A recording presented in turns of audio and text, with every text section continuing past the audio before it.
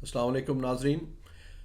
آپ سب کو معلوم ہے کہ اسرائیل نے جو ظلم و بربریت کا بازار گرم کیا ہوا ہے غازہ میں، اور بمبارڈمنٹ اور گراؤنڈ افینسز کر رہے ہیں، جس سے ہزاروں لوگ اب تک شہید ہو چکے ہیں. بچوں کی بہت بڑی تعداد شہید ہو چکی ہے. ہاسپٹلس کو نہیں چھوڑا، کسی چیز کو نہیں چھوڑا جا رہا، اور ایک جینوسائیڈ ہو رہی ہے وہاں پہ. اب اس کے اوپر ظاہر ہے کہ اس کو ایک ویسٹرن ورلڈ بھی اس کو سب سپورٹ کر رہی ہے، امریکہ سپورٹ کر رہا ہے.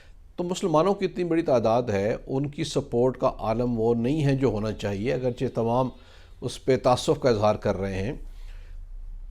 کوئی حکمت عملی ہونی چاہیے. اگرچہ آپ دیکھیے کہ حماس کے جو لیڈر ہیں انہوں نے پاکستان کے متعلق کہا کہ اگر پاکستان ایک بھی دھمکی لگا دے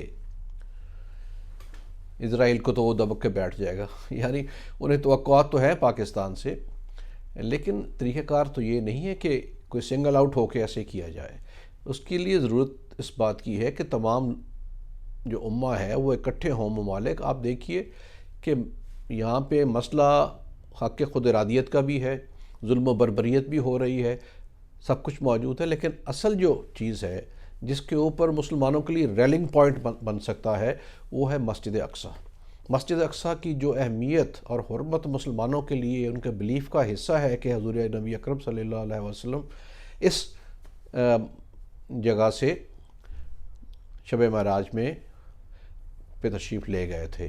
یعنی مسجد الحرام مکہ سے مسجد اقصیٰ یروشلم تشریف لے گئے اور وہاں سے پرواز کی آسمانوں کے لیے. تو یہاں پہ انہوں نے نماز پڑھائی جس کا رخ مسجد اقصیٰ کی طرف تھا. یعنی یہ قبلہ اول ہے. وہ تو بعد میں حکم ہوا اللہ تعالیٰ کا تو رخ کعبہ کی طرف کیا گیا، اور سورہ اسراء میں اس کا ذکر موجود ہے. تو یہ اہمیت ہے مسلمانوں کی. اب آپ اس سے پہلے دیکھیے کہ 67 میں جب اسرائیل نے حملہ کر کے جارڈن کا کچھ حصہ یروشلم کا قبضے میں کر لیا، اس کے بعد 69 میں اگست 69 میں کسی یہودی نے وہاں پہ آگ لگا دی مسجد اقصیٰ کو، جس سے اس کو نقصان ہوا.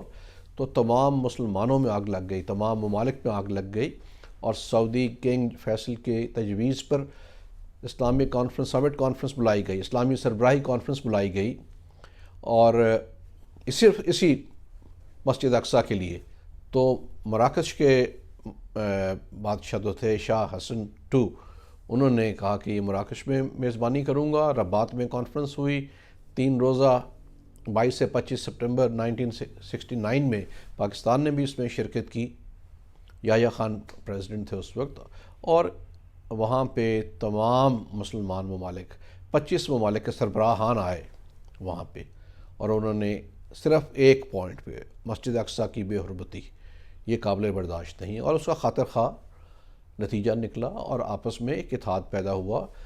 دوسری سمٹ کانفرنس جو ہے سربراہی کانفرنس پاکستان میں ہوئی. تو اب دوبارہ مسجد اقصیٰ اور وہاں کا ایک مسئلہ ہے یہ، تو دوبارہ ایک ریلنگ پوائنٹ بن سکتا ہے. تو حکمت عملی یہ ہونی چاہیے کہ تمام متحد ہو جائیں مسلمان ممالک، اور ایک سربراہی کانفرنس کا فوری انعقاد کیا جائے. پاکستان یہ تجویز بھی پیش کر سکتا ہے کہ ایک اور اسلامک سمٹ کی جائے، اور وہاں پہ ایک ہی 1 پوائنٹ ایجنڈا ہو، وہ یہ غزہ اور فلسطین اور مسجد اقصیٰ ہو. اب دیکھیے کہ اس کا کیسا خاطر خواہ جواب نکلے گا، اور بغیر جنگ کے ہی اسرائیل کو پسپائی اختیار کرنا پڑے گی. شکریہ.